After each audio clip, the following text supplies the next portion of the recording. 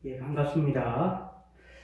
우리 시간이 다 되어져서 우리 함께 시작하도록 하겠습니다.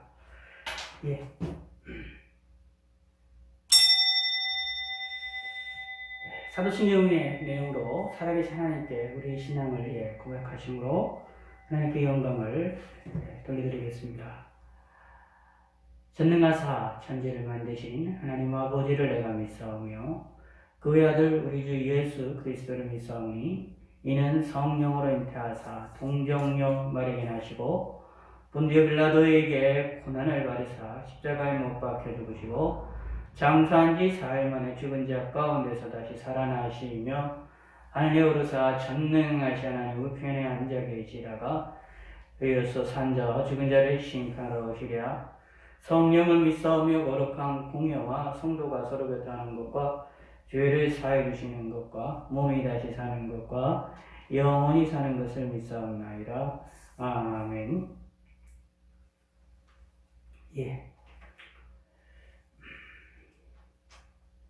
우리 찬송가 380장, 찬송가 380장, 통일 찬송가 424장입니다. 380장 통일 찬송가 424장. 나의 생명 되신 주님 앞에 나아갑니다.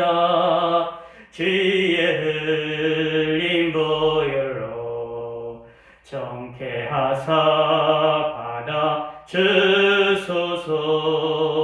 날마다 주를 찬송하겠네. 주의 사랑의 주로 나를 굳게 잡아 매소서. 괴로운 세상 지날 때 나를 인도하여 주소서. 주를 믿고 나가면 나의 길을 잃지 않겠네. 날마다 주를 찬송하겠네.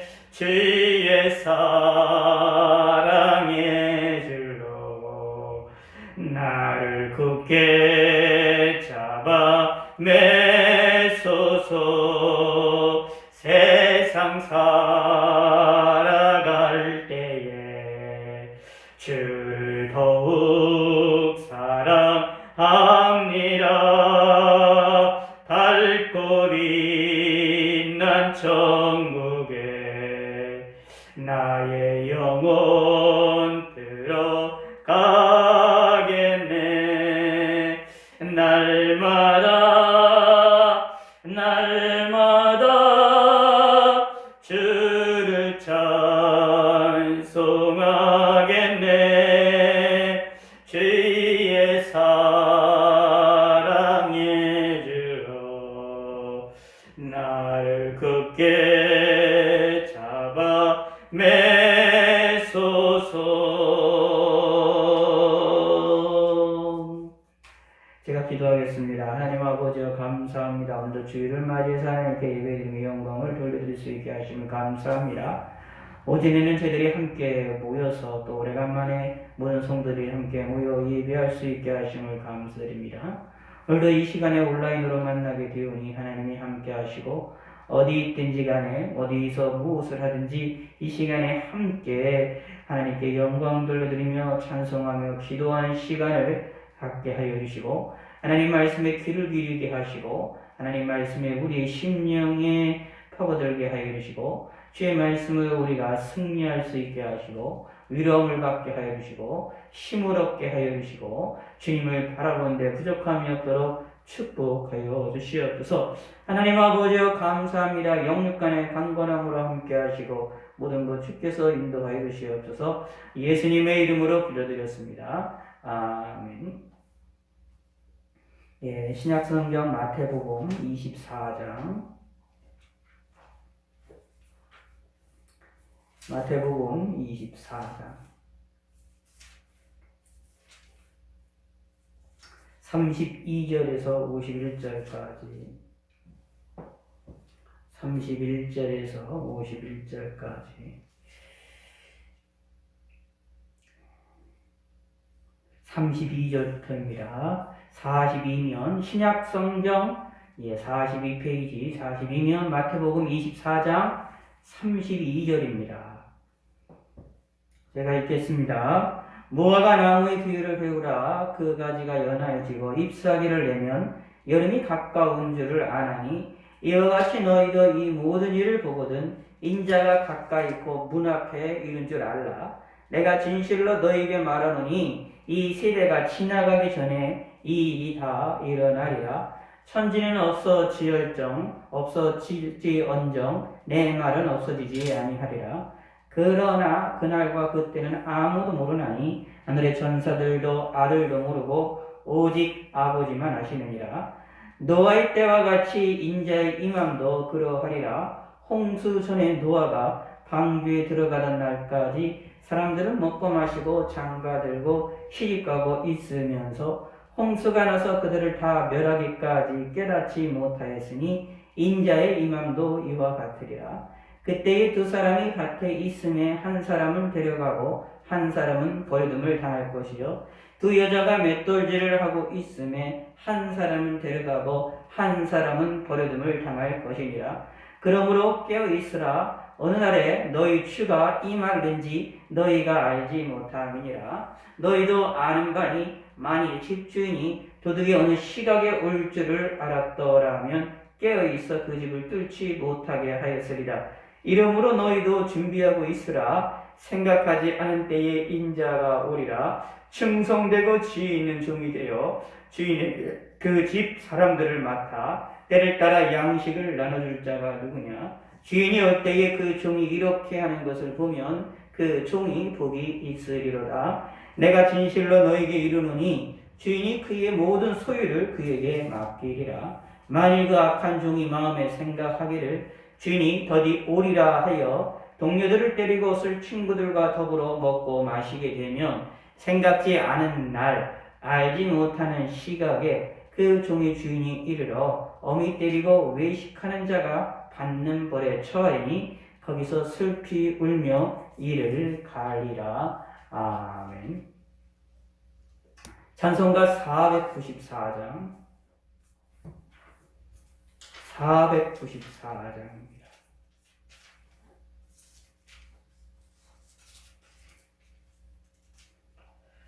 (494장) 통일찬송가 188장 통일찬송가 188장 만세반석 열리니 통일찬송가 188장 새찬송가 494장 통일찬송가 188장입니다. 만세반석 열리니 내가 들어갑니다. 장렬히 상하여 물과 피를 흘린 것 내게 효염되어서 정결하게 하소서. 내가 공을 세우나 은혜가 갚지 못하네. 쉼없이 힘쓰고 눈물 근심 많으나 구속 못할 죄인은 예수를 속하네. 빈손 들고 앞에 가 십자가를 붙드네. 의가 없는 자라도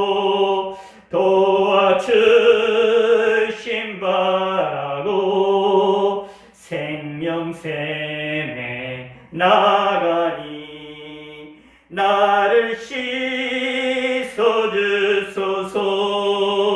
살아생전 숨쉬고 죽어 세상 떠나서 거룩하신 주 앞에 끝날 심판당할 때 만세반석 열리니 내가 들어갑니다.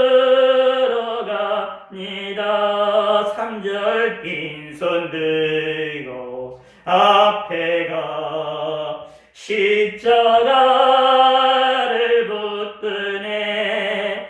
의가 없는 자라도 도와주심 바라고 생명샘에 나가니 나를 씻어주소서.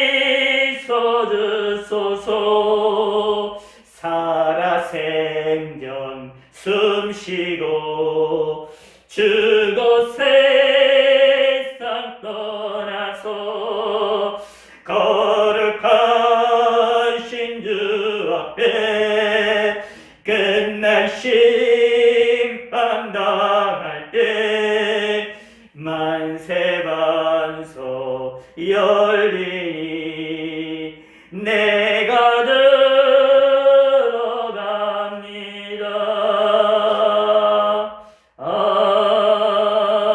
아멘. 찬송가 한 장 더 오겠습니다. 새 찬송가 488장, 통일찬송가 539장, 통일찬송가 539장, 488, 이 몸의 소망 무행가, 488장, 통일찬송가 539장입니다. 이 몸의 소망 무행가, 우리 주 예수뿐이세. 우리 주 예수밖에는 믿으리 아주 없도다. 주 나의 반석이시니 그 위에 내가 서리라. 그 위에 내가 서리라. 무섭게 바람 부는 밤 물결이 높이 설렐 때 우리 주 크신 은혜의 소망에 닿을 줄이라. 주 나의 반석이시니 그 위에 내가 서리라. 그 위에 내가 서리라. 세상에 믿던 모든 것 끊어질 그날 되어도 구주의 언약 미사와 내 소망 더욱 그리라. 주 나의 반석이시니 그 위에 내가 서리라. 그 위에 내가 서리라. 바라던 천국을 나가 하나님 앞에 배울 때 구주의 의를 힘입어 어여치 바로 서리라.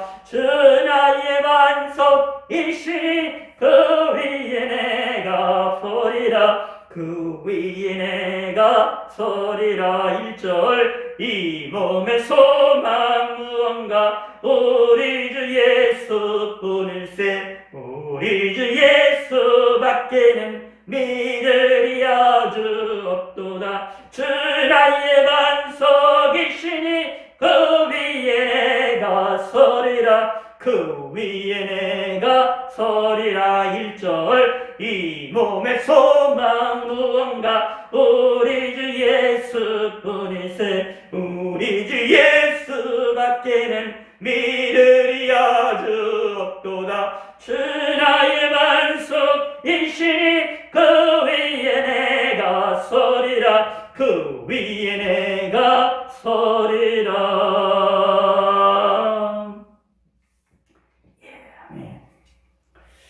예, 마태복음 24장.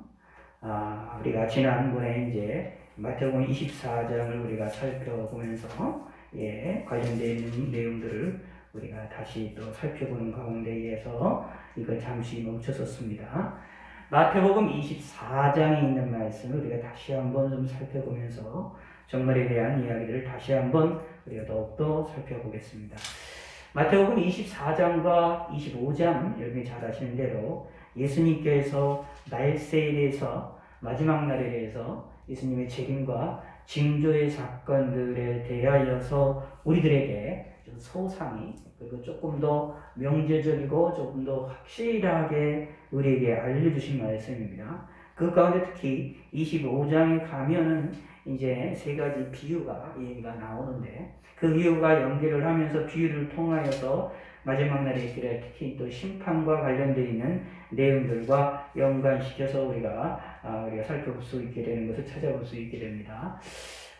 특히 이제 31절, 25장 31절부터 보면 이제 최후 심판에 대한 얘기가 나오는데, 수요일쯤에 최후 심판에 관한 이야기들을 우리가 다시 한번 좀 우리가 살펴보도록 할까 좀 계획 중에 있습니다. 기도를 부탁을 드리고요. 자, 오늘은 이 본문을 통하여서 이 종말에 대한 사건을 우리가 살펴보겠습니다.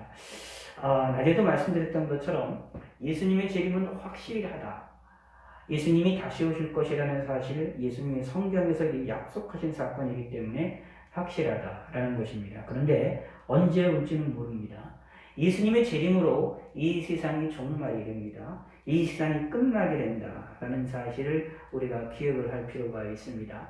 이 세상이 끝나고 하나님이 우리에게 주신 영원한 세상이 새롭게 시작이 되어지게 되는데, 자, 우리가 그 사건, 예수님의 재림을 통하여서 일어나는 예수님의 이 재림의 사건을 우리가 기다릴 때에 항상 조심하는 것이 필요한데, 세 가지는 벗어버리자. 하나는 뭐냐? 예수님이 언제 오실 거냐라는 것에 대한 관심 갖는 것을 벗어버리고 던져버리고, 또 하나는 예수님이 어느 장소, 특정한 장소에 오실 것이다 라고 이야기하는 것도 던져버릴 것이고, 던져버려야 되고, 생각지 말아야 되고, 종말에 대한 이야기를 하면서 우리들에게 두려운 마음과 무서운 마음을 심어주는 것 또한도 우리가 벗어 던져야 된다라는 것입니다. 우리는 예수님을 믿고 있고 죄 용서함을 갖고 있는 사람이기 때문에 예수 믿는 사람들은 당연히 무엇을 가리키느냐? 우리의 구원이 완성이 되어지는 예수님의 재림을 기대하고 소망하는데,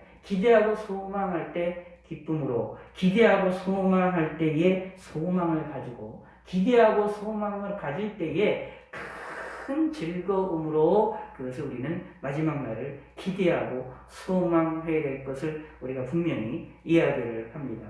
자, 24장 31절에 30절부터 이렇게 말합니다. 그때 인자의 징조가 하늘에서 보이겠고 그때 땅의 모든 족속들이 통곡하며 그들이 인자가 구름을 타고 능력과 큰 영광 오는 것을 보리라.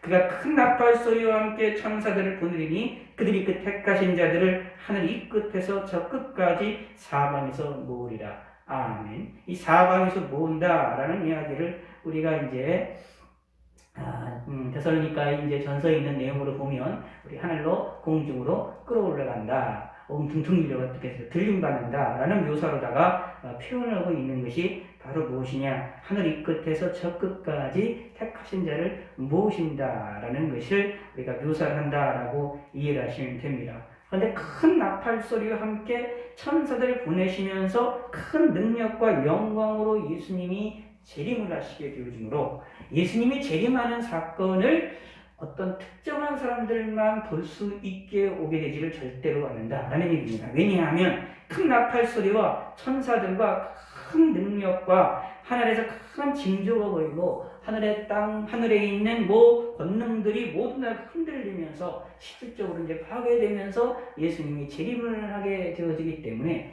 예수님의 재림에 대하여서 모르는다, 그걸 알지를 못하는 사람이 있다, 그건 있을 수가 없다라는 것이 성경에서 분명히 말합니다. 큰 나팔 소리를 못 듣는 사람이 없다라는 이야기입니다. 그러므로 예수님의 재림은 온 우주적이고 온 모든 사람이 볼 수 있게 오심을 우리 마음에 확실하게 깨달아야 되고 확실하게 믿어야 된다라는 것입니다.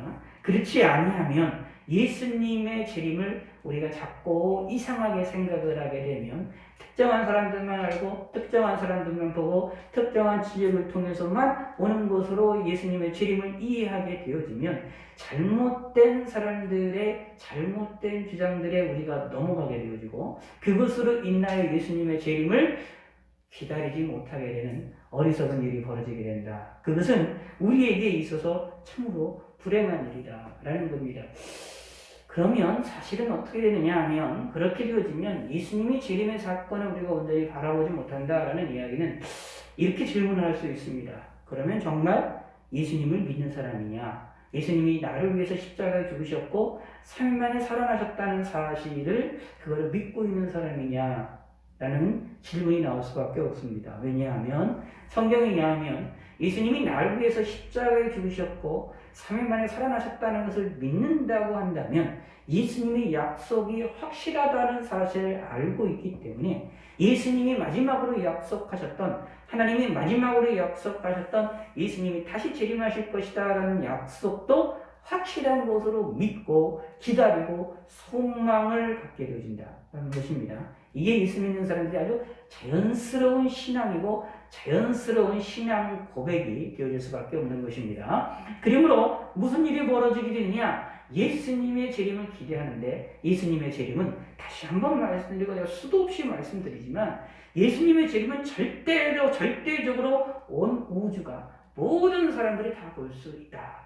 모든 우주의 모든 것들이 예수님의 재림을 알게 된다라는 사실을 확실하게 깨달으셔야 됩니다. 그것도 동시적이다라는 이야기입니다. 그러므로 우리가 어디 있든지 무슨 일이 있든지 어느 곳에 있든지 하늘 끝에 있든지 하늘 저 끝에 있든지 간에 또는 바닷속에 있든지 바다 밑에 있든지 땅 깊은 곳에 있든지 간에 예수님의 재림하실 때는 예수님의 재림을 확실하게 눈으로 목도하게 되는 놀라운 일이 벌어집니다. 그러므로 그 재림을 우리는 기대하고 바라봐야 됩니다. 그러므로 무화과나무의 비유를 통하여서 가지가 연하해지고 잎사귀를 내면 여름이 가까운 줄을 아는 것처럼 예수님의 재림의 때가 가까우면 가까울수록 예수님의 재림 때가 가까웠다라고 하는 징조들을 우리에게 계속해서 알려주시는데 그 징조들을 통하여 무엇을 깨달아야 되느냐 하면 예수님의 재림의 때가 가까웠음을 깨달아야 되고 우리가 살고 있는 시대가 마지막 날이라는 사실을 깨달아야 된다는 얘기입니다. 특히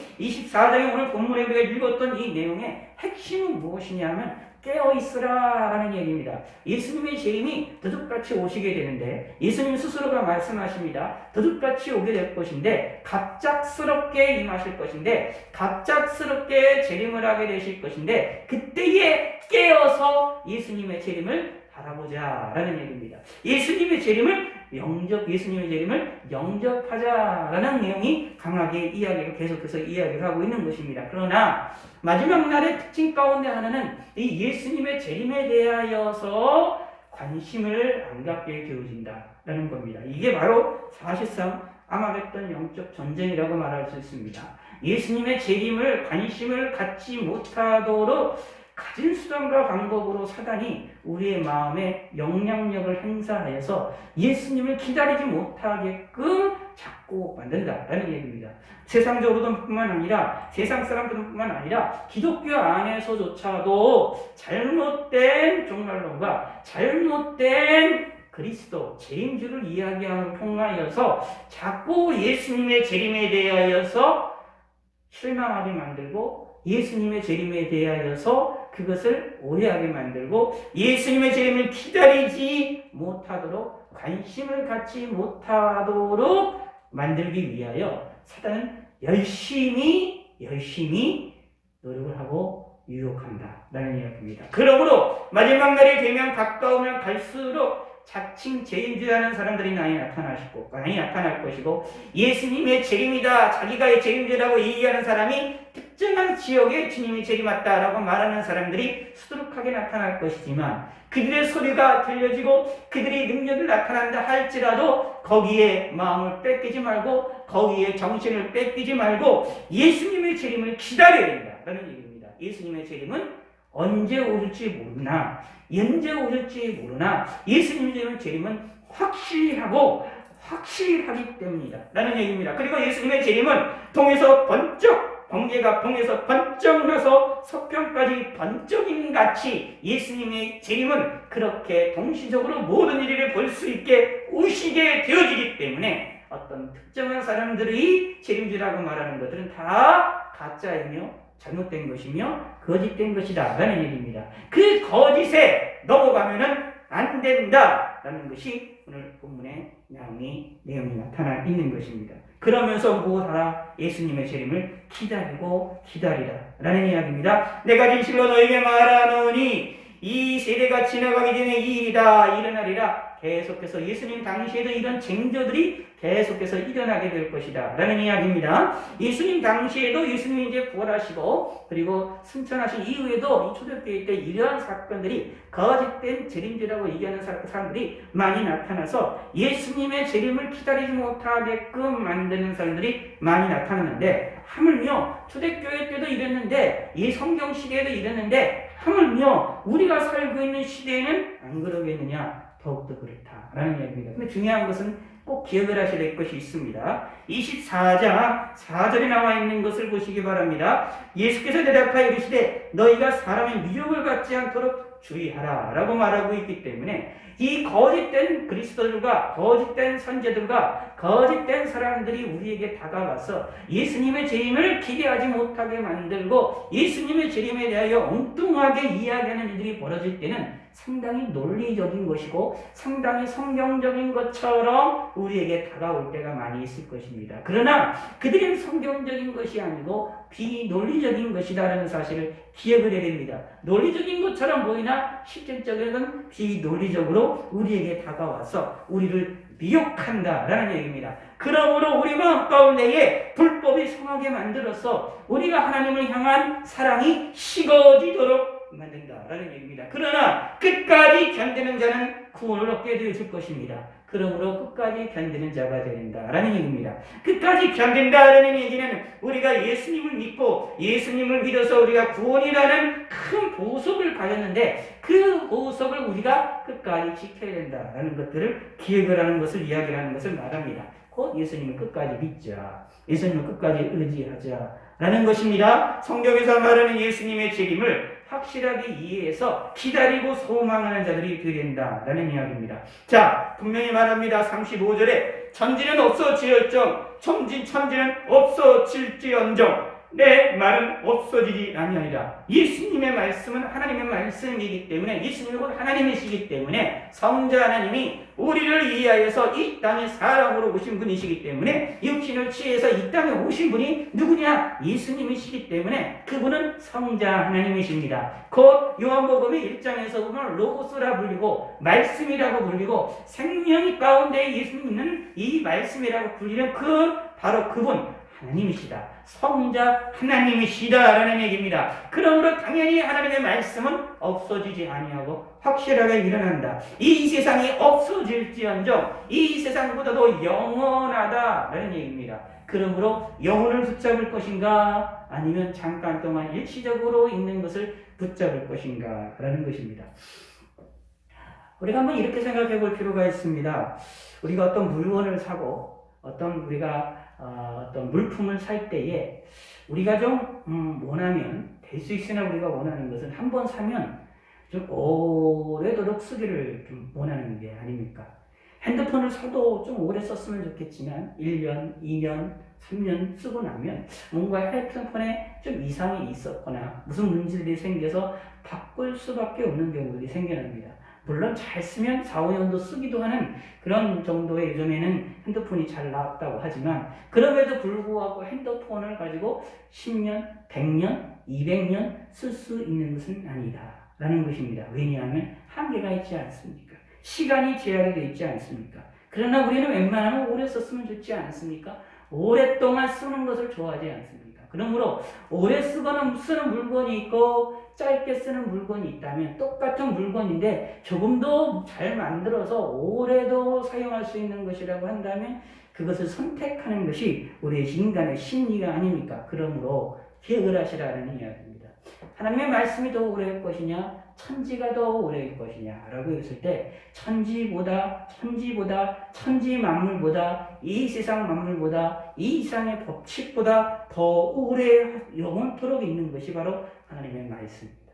그러므로 하나님의 말씀을 기억해야 됩니다. 예수님의 말씀을 기억해야 됩니다. 오늘 24장에서 말하는 예수님의 말씀은 예수님이 속해 오시겠다라는 얘기입니다. 다시 재림하신다라는 얘기입니다. 근데 재림하실 때에 어떤 특정한 정서가 아니라 번개가 동편에서 나서 석굴에서 번쩍임 같이 인자에도 임하게 그렇게 오시도록 능력과 큰 영광으로 구름을 타고 인자가 예수님이 오신다라는 얘기입니다. 그래서 인자다라는 얘기는 예수님인데 인자다라는 얘기는 사람의 아들이라는 말입니다. 사람의 아들이라는 말인데 이것이 사실은 이제 다니엘서에 나와 있는 메시아를 가리키는 용어 가운데 하나입니다. 메시아를 예언을 하면서 인자라는 말을 하는데 예수님께서 그것을 처형해 오셔서 자신을 하는 사람의 아들이라는 말로 인자라는 말로 자신을 표현합니다. 이것은 여러 가지 의미들을 가지고 있고 여러 가지 신학적인 의미들을 가지고 있어서 중요한 용어입니다. 그러므로 인자라는 말은 우리가 이렇게 생각하실 필요가 있어요. 예수님 스스로가 자신을 낮추시는 것입니다. 예수님은 하나님의 아들이신데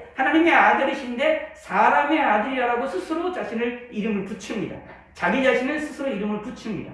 그러므로 인자라는 용어를 쓸 때는 사실은 성경에서 복음서에 보면 예수님의 독특한 용어입니다. 자기 자신을 가리킬 때에 예수님이 자기 자신을 가리키는 독특한 용어로서 인자라는 표현을 합니다. 사람의 아들이다라는 표현을 합니다. 무엇이냐면 예수님이 이 땅에 사람으로 오셨다라는 사실을 확실하게 보여주는 것이고 구약에서 예언되어 있었던 인자로 예언되어 있었던 그 메시아가 예수님이라는 사실을 스스로가 예수님께서 드러내시는 계시하시는 방법 가운데 하나였다라는 사실입니다. 그러므로 우리는 예수님을 우리가 부를 때에 인자 되신 예수님이라고 우리가 부르지 않습니다. 기도할 때도 예수님은 하나님의 아들이라 여러 가지로 예수님에 대한 수식어를 붙이지만 그 수식어 중에 인자 되신 예수님이라고 우리가 그렇게 실질적으로 불러서 기도하거나 예수님이 인자 되신 예수님이라고 우리가 스스로 예수님을 이야기하거나 말하지 않습니다. 우리 인간이, 우리 성도들이. 왜냐하면 인자라는 말은 예수님이 자기 자신을 이야기하는 독특한 언어이기 때문에 우리가 사용할 수 있는 언어가 아니죠. 그래서 이제 여기서 인자라는 말이 예수님을 가리킨다라고 보시면 됩니다. 예수님이 자기를 낮추시면서 이야기를 하셔서 말씀하시는 내용으로 인자는 예수님 자신입니다. 구름을 타고 큰 능력과 큰 영광을 오는 것을 보리라라고 말하고 있고 천사들을 보내서 나팔소리와 함께 예수님이 재림하실 것이다 라고 말하고 있기 때문에 예수님의 재림은 모든 사람이 볼 수 있고 들을 수 있고 만질 수 있게 모든 사람들이 느낄 수 있게 예수님의 재림이 임하실 것이다. 예수님의 재림이 강림이 일어날 거다라는 사실입니다. 그것을 우리는 확실히 믿어야 되는데 그게 누구의 말이냐? 예수님 자신의 말입니다.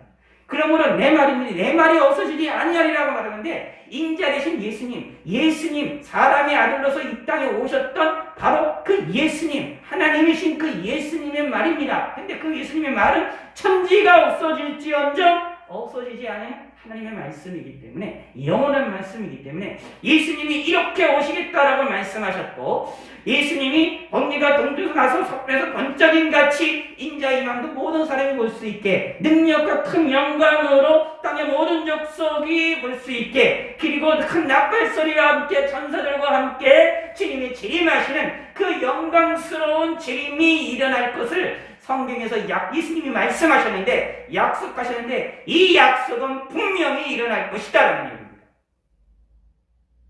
왜냐하면 예수님의 말씀이기 때문에. 그러므로 믿어야 된다는 얘기입니다. 우리가 해야 될 것은 믿어야 됩니다. 그런데 말합니다. 그러나 그날과 그때는 아무도 모르나니 하늘의 천사들도 아들도 모르고 오직 아버지만 알았습니다 라고 말을 하면서 예수님의 재림에 대한 날짜, 그날과 그때에 대한 비밀성을 강력하게 이야기합니다. 심지어 아들도 모르고 오직 아버지만 아시니라고 말할 정도로 예수님의 재림에 대한 이야기들은 어떻게 해요? 확실한 비밀 가운데 있음을 우리에게 알려주고 있습니다. 그 말은 거꾸로 이야기하면 무슨 말이냐 하면 마지막 날에 예수님의 재림에 대한 이야기를 할 때에 우리의 예수님의 재림을 기대하지 못하도록 예수님의 재림을 바라보지 못하도록 예수님의 재림을 말하지 못하도록 이야기하지 못하도록 그날과 그때에 대하여 이야기하는 사람들이 많아질 것이다 라는 겁니다. 논리적으로나 여러 가지를 통해서나 능력으로나. 근데 그런 소리들은 다 가짜라는 사실은, 사단의 음성이라는 사실을 기억을 하셔야 됩니다. 하나님께서는 우리에게, 우리의 믿음의 사람들에게 예수님의 재림의 날과 재림의 때에 대하여 계시로 알려주지 않습니다. 환상으로 알려주지 않습니다. 꿈으로 알려주지 않습니다. 성경을 통하여 예수님의 날짜와 재림의 날짜와 그때를 알게끔, 계산하게끔 하나님이 우리에게 성경을 주시지 않았습니다. 근데 사람들은 성경을 통해서 예수님의 재림의 날짜와 때를 계산하려고 합니다. 그리고 예수님의 재림의 날짜를 계시를 받았다고 얘기를 합니다. 환상을 보았다고 얘기를 합니다. 꿈을 통하여 알았다고 얘기를 합니다. 그런데 그것이 마지막 날에 일어나는 사단의 역사입니다. 그것에 우리는 귀를 기울이지 마셔야 됩니다. 그런 이야기들에 대하여 우리는 마음을 뺏기지 마셔야 됩니다. 단호히 거부하셔야 됩니다. 왜냐하면 분명히 말합니다. 그날과 그때는 아무도 모른다고 예수님이 확실하게 이야기를 하셨기 때문입니다. 그리고 이러한 거짓된 주장들이 나타나는 것을 통하여서 우리에게 무엇을 하게 만드느냐 하면 예수님의 재림을 소망하지 못하게 만드는 무시무시한 전략입니다. 우리는 예수님의 재림을 이야기해야 됩니다. 예수님의 재림을 알아야 됩니다. 믿어야 됩니다. 혹시 앞으로 제가 설교하면서도 예수님의 재림에 대한 얘기를 많이 얘기 안 한다 할지라도 근본적으로 알고 근본적으로 이미 믿어야 된다는 사실이 깔려져 있는 것입니다. 왜냐하면 성경에서 예수님의 재림은 너무나 확실하기 때문에 예수님의 재림은 우리는 항상 바라봐야 되는 것입니다.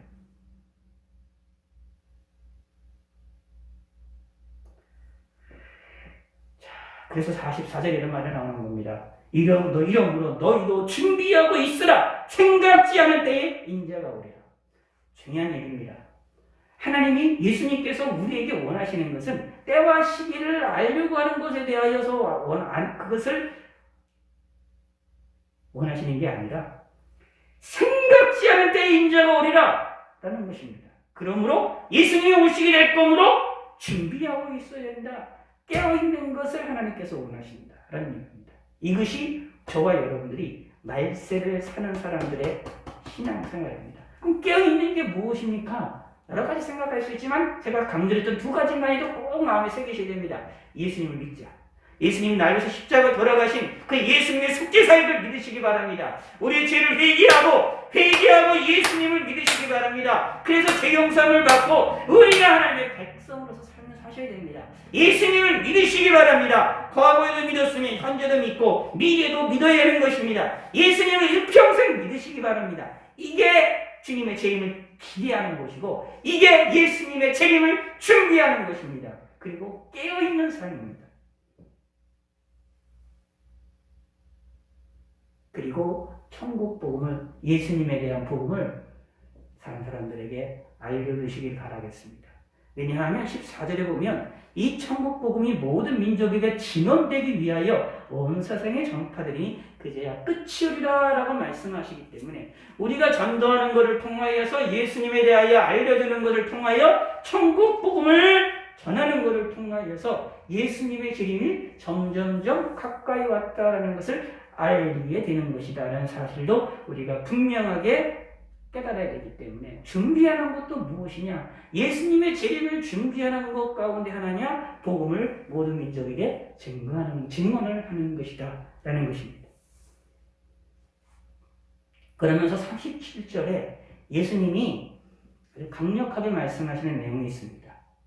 뭐냐면 노아의 때와 같이 인자의 임함도 그러하리라 라고 말하면서 인자가 임할 때에, 재림하실 때에, 예수님이 재림하실 때에 사람들에게 일어나는 현상이 있다.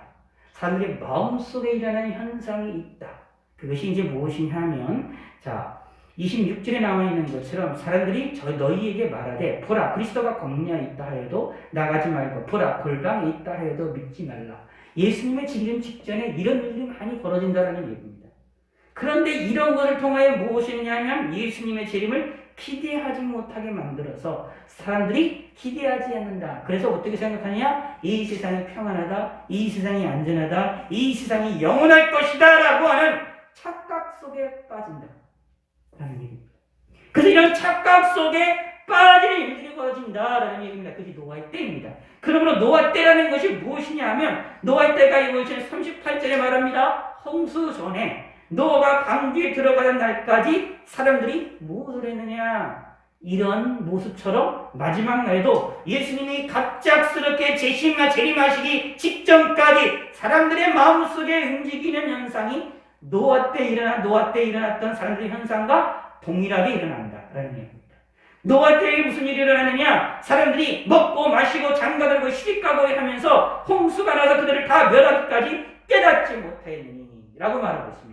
여기 말입니다. 사람들이 먹고 마시고 장가들고 시집가고 라는 말이 나오는데 먹고 마시면서 장가들고 시집가고 하는 것, 장가들고 하는 것 자체가 잘못된 게 아닙니다. 그게 문제가 되는 것이 아닙니다. 문제는 무엇이냐 하면 이런 일들을 하면서 평소에 생활하는 거죠. 자신들이 평소에 생활하는 것을 평소에 생활을 하면서 무엇을 하느냐 하면 이들은 홍수로 인하여 그들이 멸망하기까지 깨닫지 못했었다라는 것이 중요한 겁니다.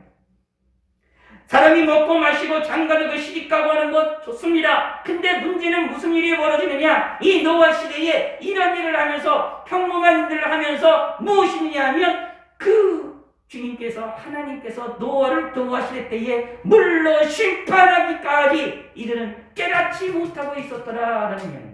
그러므로 마지막 날도 무슨 일이 벌어지느냐 하면 사람들이 먹고 마시고 장가들고 시집가고 있으면서 다시 말하면 우리의 생활하는 것이 평범한 삶을 살아나가면서 평범하게 직장 생활을 하면서 예수님의 재림에 대한 것들을 생각하지 아니한다. 예수님이 갑자기 재림하시는 일인데 그 갑자기 재림하심을 통하여서 일어나는 일들을 관심을 갖지 아니한다. 그러므로 갑자기 망하게 될 것이다. 이것이 마지막 날에 임하게 될 특징이다.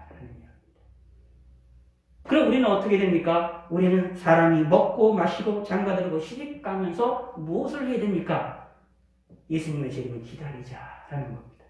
예수님의 재림을 인식을 해야 된다는 얘기입니다. 무엇을 해야 됩니까? 내가 먹으면서, 내가 마시면서, 내가 움직이면서, 내가 일을 하면서, 내가 직장 생활을 하면서 예수님의 재림을 소망해야 됩니다.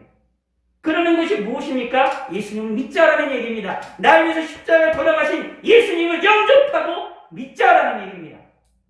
그것이 깨어있는 삶입니다.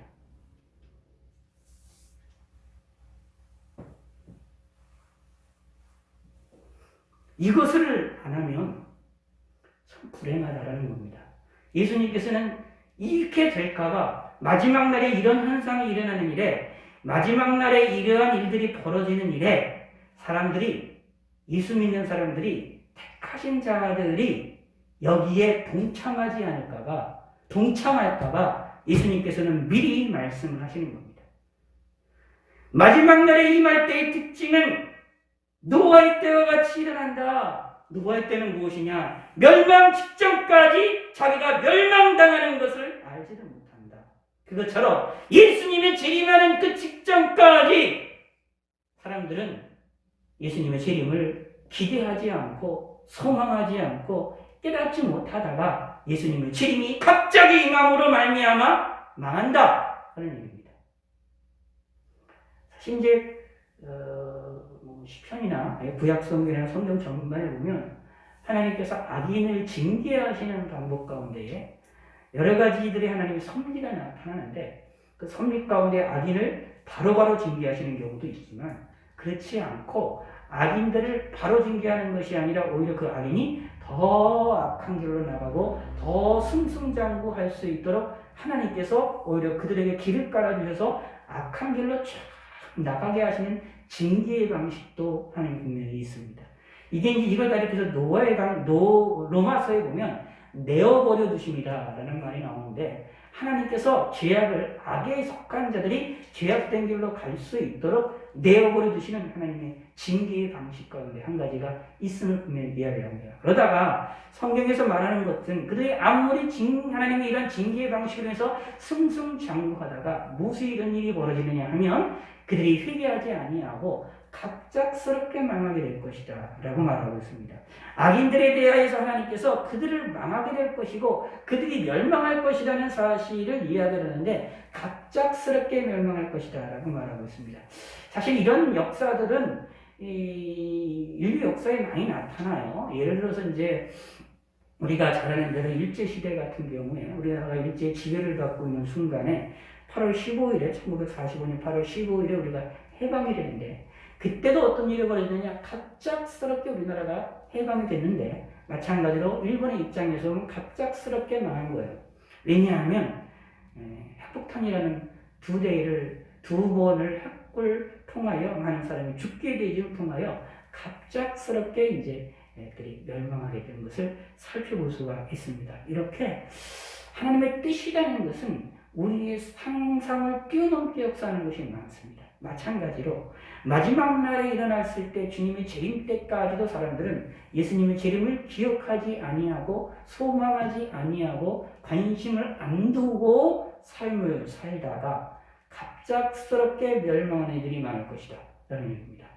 그래서 42절에 그러므로 깨어있으라 어느 날에 너희 주가 임하는지 너희가 알지 못하느니라. 아멘. 우리가 알 수가 없습니다. 그럼 우리가 해야 될 일은 뭐냐? 알 수가 없으니 해야 될 일은 무엇이냐? 기다리는 겁니다. 알 수가 없으니 예수님의 재림의 날과 때를 우리가 알 수가 없으니 예수님이 재림한다라고 하는 약속을 믿고 기다리면 되는 겁니다. 예수님의 재림의 날, 때를 우리는 알지 못한다는 사실을 마음속에 꼭 새기셔야 됩니다. 그래야 깨어있는 겁니다. 그래야 정신을 차릴 수가 있습니다. 그러면서 말하는 것이 40절과 41절에 있는 말입니다. 여기에는 버림받는 것, 이 버려둠을 당하는 게 뭐냐 하면 지옥에 떨어지는 것을 이야기를 합니다. 지옥에 떨어지는 것을, 지옥에 들어가게 되어지는 것을 버려둠을 당한다라는 것으로 묘사를 하고 있습니다. 자, 마지막 날에는 특징이 어떤 일이 벌어지느냐? 두 사람이 밭에 있는데 한 사람은 데려간다고 한 사람은 버려둠을 당하고 두 사람이 있는데 맷돌질을 하다가 한 사람을 데려감을 당하고 한 사람은 버려둠을 당할 것이다 라고 말하고 있습니다. 이게 무슨 뜻이냐 하면 하나님이 갑작스럽게 재림하신다는 것을 이야기하는 것입니다. 같이 일했는데 한 사람은 구원을 받고 한 사람은 망한다는 얘기입니다. 같이 일했는데 같이 웃으면서 떠들면서 함께 생활하는데 그런데 주님의 재림하심으로 인하여 한 사람은 구원받고 한 사람은 망한다. 이것이 예수님의 재림으로 인하여 일어나게 되는 사건입니다. 근데 중요한 것은 밭에서 일할 때는 낯이 맷돌질을 할 때는 모릅니다. 똑같습니다. 예수 믿는 사람과 예수 믿지 아니하는 사람들과 이 세상의 삶을 살아나갈 때는 모양이 똑같습니다.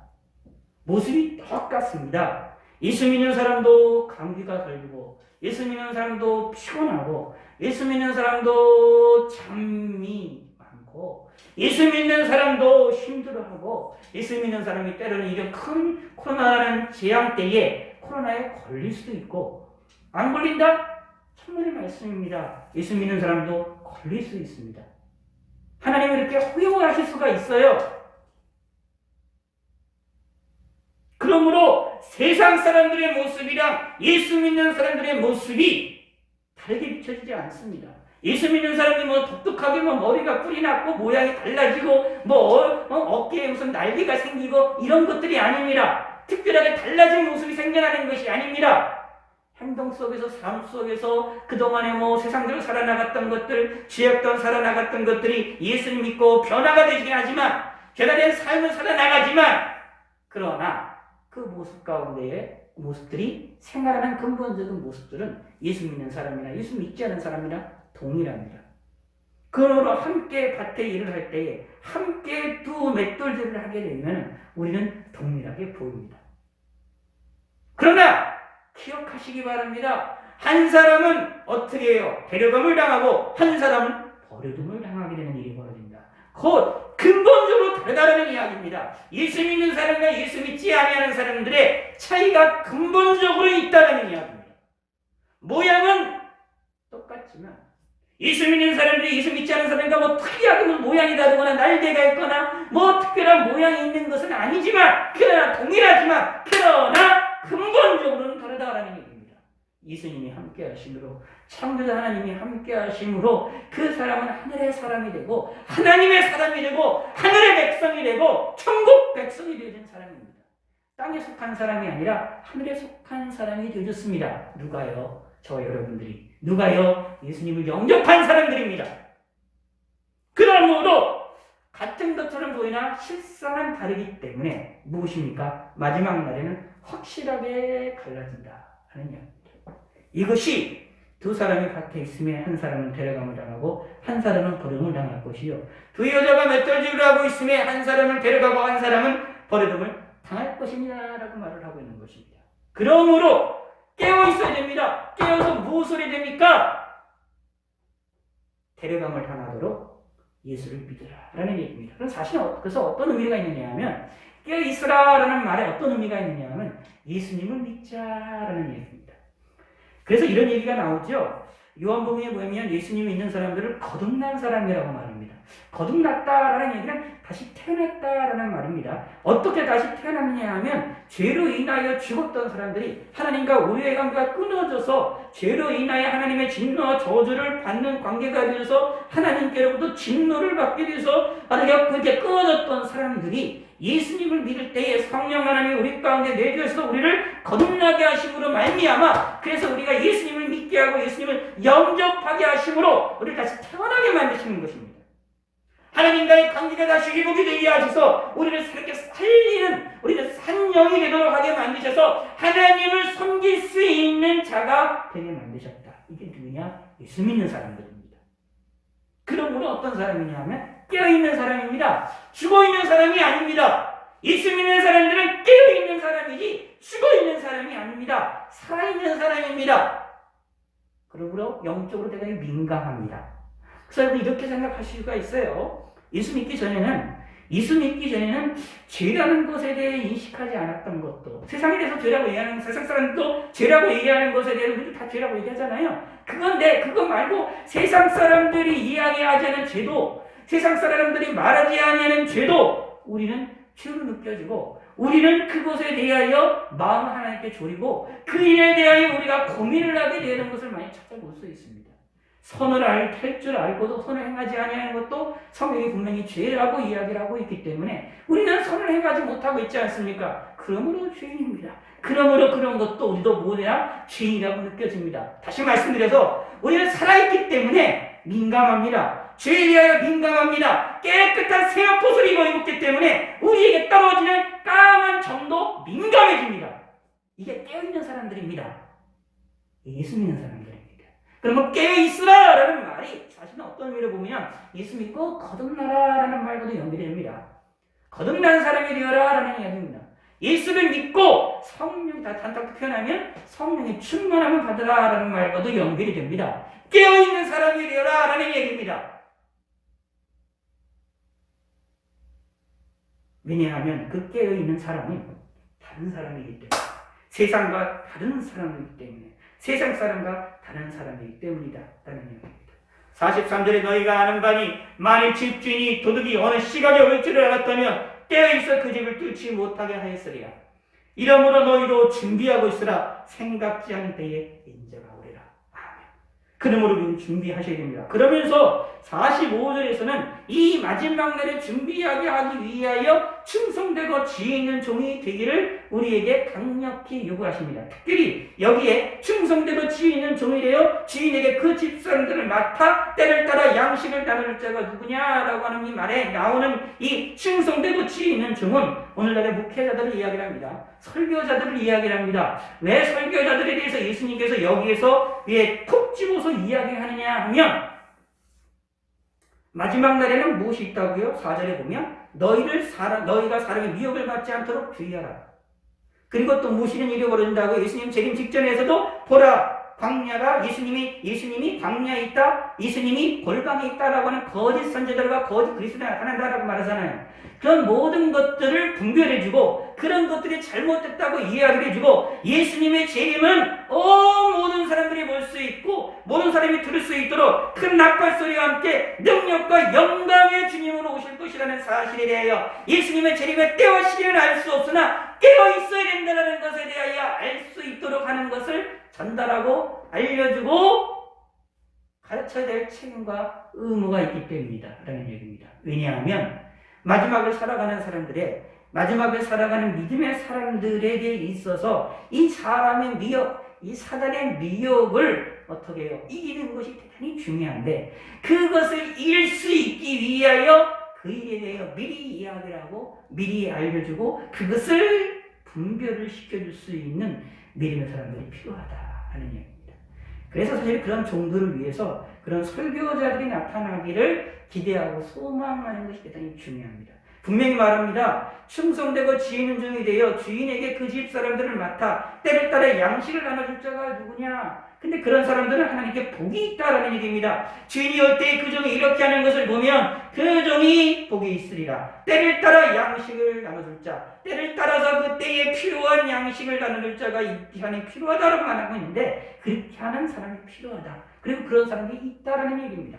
그러므로 말세를 당한 사람들에게 있어서 말세를 살아나가는 사람들에게 있어서 우리가 편안하게 신앙생활을 하기 위하여서는 때를 따라 우리에게 양식을 나눌 자가 일어나기를 소원하고 소망하는 믿음의 성도가 되시기를 바라겠습니다. 그러기를 위하여 목사님이나 저를 위해서 기도해 주셔야 됩니다. 뿐만 아니라 오늘날의 세대는 사실은 교회를 뛰어넘어서 여러 가지 유튜브라든가 여러 가지 온라인상으로 다양한 목사님들의 설교를 들을 수 있게 되어지기 때문에 때를 따라 양식을 올바르게 나눠주는 이런 목회자들이 전국적으로 전 세계적으로 영향력을 끼칠 수 있는 목회자들이 나타나고 있어야만 해야 됩니다. 왜냐하면 그들을 통하여서 마지막 날에 예수님의 재림에 대하여 기대하지 못하게 만드는 사단의 무리들을 방해하고 그들을 이어서 믿음의 사람들이 바른 믿음을 갖고 예수님의 재림을 소망하고 바라볼 수 있게 하기 위해서는 때로는 이렇게 전 세계적으로 영향력을 발휘할 수 있는 바른 종들이 필요하다. 그러므로 그걸 위해서도 기도하는 것이 필요합니다. 왜냐하면 너무나도 혼란스러운 게 많습니다. 여러분 유튜브에 설교들을 듣거나 보면 종말에 대한 이야기를 듣거나 아니면 다른 설교들의 내용들을 듣다가 보면 우리 마음을 혼란스럽게 만드는 미혹하게 만드는 이야기들이 너무나 많은 것들을 우리가 찾아볼 수 있습니다. 솔직히 정통적이고 성경을 바르게 해석하는 사람들보다는 성경을 조금 이상하게 해석을 하시는 분들이 유튜브에서 더 유명합니다. 그리고 많은 이들이 구독자들이 있고 영향력을 발휘하는 것을 좀 찾아볼 수가 있게 되는데 그것이 무엇이냐 하면 마지막 날에 일어나는 현상이다라고 보시면 됩니다. 이 이단들의 유튜브 등의 내용들이 더 사람들에게 영향력을 끼치는 것들 그런 것들을 우리가 찾아볼 수 있어요. 그래서 오히려 정통 기독교보다는 이단들에서 유튜브라든가 이런 온라인 상으로 자기들의 주장들을 하는 경우가 너무나 많습니다. 그래서 어떤 의미로 보면 이런 이런 코로나 사태로 인하여 온라인 상에 기독교인 참된 보수적인 또 정통적인 교회들의 목회자들의 설교들이 온라인 상으로다 이러한 유튜브나 여러 가지 상으로 이렇게 뿌려지고 또 전파가 되어지고 그것이 실시간으로 하든지 아니면 녹화라든지 간에 들려지고 나타나진다는 것도 어떤 의미로 보면 참 유익한 면이 있습니다. 왜냐하면 지금 한동안은 이런 일들이 이 온라인상에 있어서 이단들이 참 영향력이 상당히 강했거든요. 여러분 통일교나 다른 여러 영향들을 보시면 유튜브나 이 활동들이 온라인 활동들이 엄청나게 강합니다. 되게 많이 상당히 강한데 이런 것들이 이렇게 담겨질 수 있는 또 다른 하나님의 섭리도 나타날 수가 있는 좀 은총이 있어서 여러분들이 어떻게 될지는 우리는 알 수 없지만 이런 부분 놓고도 기도하시는 것도 필요합니다. 중요한 것은 말합니다. 내가 진실로 너희에게 이르노니 주인이 그 모든 소유를 그에게 맡기리라. 18절에 만일 그 악한 종이 마음에 생각하기를 주인이 더디 오리라. 예수님이 더디오시라 생각해서 동료들을 때리고 술 친구들과 더불어 먹고 마시게 되면 무엇입니까? 생각지 않나 알지 못하는 시간에 그 좋은 주인이 와서 엄히 때리고 외식하는 자가 받는 벌에 처하리니 거기서 슬피 울며 이를 갈고 있으리라. 구원받지 못한다 라는 얘기입니다. 더 엄격하게 말씀드리면 이 동료들을 때리고 술 친구들과 더불어 먹고 마시면서 예수님의 이 마음을 생각하게 예수님이 늦게 오실 것이다 라고 생각을 하면서 마음대로 이야기하고 마음대로 생각하는 사람들은 실질적으로 참된 믿음을 갖지 않았다. 깨어있는 사람이 아니다 라는 것을 알 수가 있습니다. 다른 말로 표현하면 예수님을 진정으로 믿는 사람이라고 볼 수 있느냐? 그렇지가 않다라는 얘기입니다. 그러므로 마지막 주님이 재림하셨을 때에 그들의 예수님을 믿지 않았던 것들이 재림하심으로 다 드러나서 결국 슬피 울며 이를 갈며 있게 되어지는, 이를 간다라는 것은 억울하다라는 겁니다. 억울하다라는 이야기입니다. 그게 이제 나중에 이제 이 백보자 심판에 나오는 심판 사건 나오는 양과 염소의 비유가 나오는 25장 31절에 있는 내용이 나오는데 여기 있는 이제 왼편에 있는 이 염소들이 무엇을 하느냐 하면은 억울해합니다. 하나님을 이야기하고 예수님을 이야기했지만 실질적으로 무엇이냐 하면은 깨어있는 사람들이 아니었기 때문에 예수님 진짜 믿는 사람들이 아니었기 때문에 억울해하는 일들이 벌어진다. 그 사람들이 무엇이냐 하면 참 이게 악한 사람들인 것이고 어떻게 보면 참 불쌍한 사람들이다라는 얘기입니다. 그러므로 우리도 뭘 해야 되냐? 이런 사람이 되지 아니하도록 뭘 해야 되냐? 깨어있는 것이 필요합니다. 깨어있는다라는 얘기는 예수님을 믿자라는 얘기입니다. 예수님을 더 확실하게 의지하자라는 얘기입니다. 예수님을 나의 구세주로 믿는 믿음의 사람들에 대해서 하나님께 영광과 찬양을 돌리시는 믿음의 성도가 되시기를 바라겠습니다. 분명히 말합니다. 42절 그러므로 깨어 있으라. 어느 날에 너희 주가 임할는지 너희가 알지 못함이니라. 그러므로 32절에 무화과나무 비유를 배우라. 그 가지가 연하여지고 잎사귀를 내면 여름이 가까운 줄을 아느니 무화과나무가 비유를 배워서 이 우리가 사는 세상이 마지막 날이라는 사실을 빨리 깨달으셔야 됩니다. 우리가 살고 있는 시대가 마지막 때라는 사실을 빨리 깨달으셔야 되고 하나님이 주시는 이 징조의 사건들을 통하여 예수님의 재림의 때가 가까웠다는 사실을 빨리 깨달으셔야 됩니다. 그래서 무엇을 하자? 두려워하지 마시고 무서워하지 마시고 예수님을 믿으시기 바랍니다. 예수님을 믿으면 걱정할 필요가 아무것도 없습니다. 내 마음에 예수님을 나의 구세주를 믿으면 우리는 이 세상이 끝나도 아무런 걱정할 필요가 없습니다. 오히려 예수님의 재림을 기대하고 소망하는 믿음의 사람들이 되셔야 된다라는 얘기입니다. 그러기 위하여 깨어있는 사람이 되시길 바라겠습니다. 예수님을 영접하는 사람이 되시길 바라겠습니다. 성령 하나님으로 말미암아 거듭나셔서 새롭게 태어나셔서 깨어난 사람으로서 영적인 삶을 사시기 바랍니다. 예수님을 믿고 예수님을 의지하시기 바라겠습니다. 이것이 저와 여러분들의 삶입니다. 그리고 할 수만 있으면 저희 사람들에게 예수님을 전하시기를 부탁드리겠습니다. 그들이 믿든 안 믿든 그건 하나님께 달려있으니까 그 사람들에게 예수님을 전하시고 천국 복음을 전하시고 예수를 믿어서 죄 용서를 받아 천국에 들어갈 수 있도록 그들에게 예수님을 알리고 예수님을 말하고 예수님을 전함으로 말미암아 천국 복음을 이야기함으로 말미암아 말세를 살아나가는 우리의 믿음의 사람들의 모습으로 온전한 삶이 되시기를 부탁의 말씀을 드리겠습니다. 다 같이 기도하겠습니다. 하나님 아버지여 감사합니다. 우리는 예수님의 재림을 확실히 믿고 있는 사람들이고 또 믿어야 되는 사람들입니다. 예수를 믿고 의지하는 사람에 대해서 하나님께 영광과 찬양을 돌려드릴 수 있도록 축복하여 주시옵소서. 감사드립니다. 영광 받아주시고 주님의 뜻이 이루어질 수 있게 하시고 우리 심령의 예수님의 십자가 사건과 주님의 보혈로 우리가 깨끗이 용서받게 하여 주시고 우리의 모든 잘못된 죄를 다 용서하시고 예수님의 이름으로 항상 승리할 수 있도록 축복하여 주시옵고 복을 내려 주시옵소서. 그리고 이 어려운 때에 이 전염병의 시기에 우리가 무사히 잘 넘어갈 수 있게 하시고 주님의 몸된 교회들을 하나님이 지켜주셔서 이 어려움을 무사히 잘 넘어갈 수 있게 하나님의 은혜를 더하여 주시옵소서. 감사드립니다. 영광 받아 주시옵고 예수님의 이름으로 기도드렸습니다. 아멘. 하나님 아버지여 감사드립니다.